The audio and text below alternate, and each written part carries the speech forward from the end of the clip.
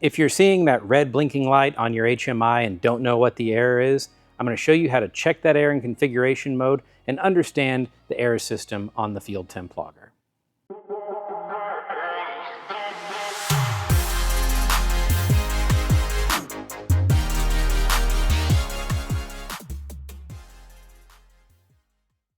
None of us like it when we go back to a deployment site and see an error light on the instrument. It means something's gone wrong. Or when we're setting that instrument up for the first time in the field and we just get a blinking light that something's wrong and don't know what it is, it can be pretty perplexing. But we've built in a way to the logger to make this a lot easier. So I'm going to go ahead and enter configuration mode. Be sure to check out the video on how to do that and load the configuration page if you don't know how to do this already. And now that I'm in configuration mode, I'm going to connect to the logger with my phone. Okay, I'm on the configuration page now for the logger, and I'm going to scroll all the way to the bottom, and we see under diagnostics, current errors are listed. If there are more than one error, they will all be listed here. In this case, SD mount failed is listed. That means that our SD card isn't able to be mounted to the file system and written to. And if we look, it's because the SD card isn't fully inserted into the unit.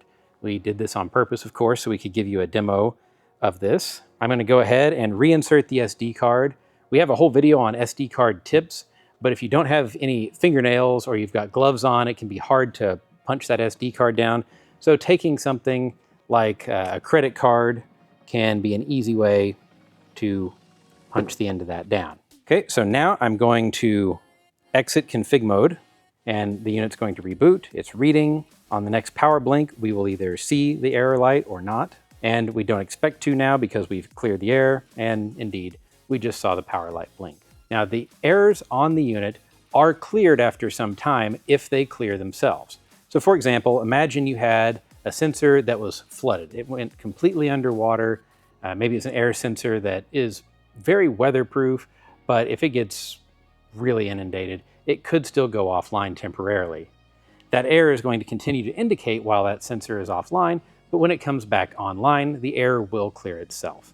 The same with any error on the system. A lot of the errors are checked at boot time, for example, if the clock can be connected to. So if you see an error that you're having difficulty clearing, be sure to power the unit off, wait 30 seconds, and power it back on. That'll a lot of times clear up anything that's hung in the error collection system. We know that being in the field can be stressful, so we've designed this for those situations. There's no more counting the number of blinks and looking it up in some mythical table to determine the error message. You just use your phone and get a human-readable error message, get the problem fixed, and move on to the next site. If you have any problems, don't hesitate to contact us. Also be sure to check out the rest of our videos and documentation.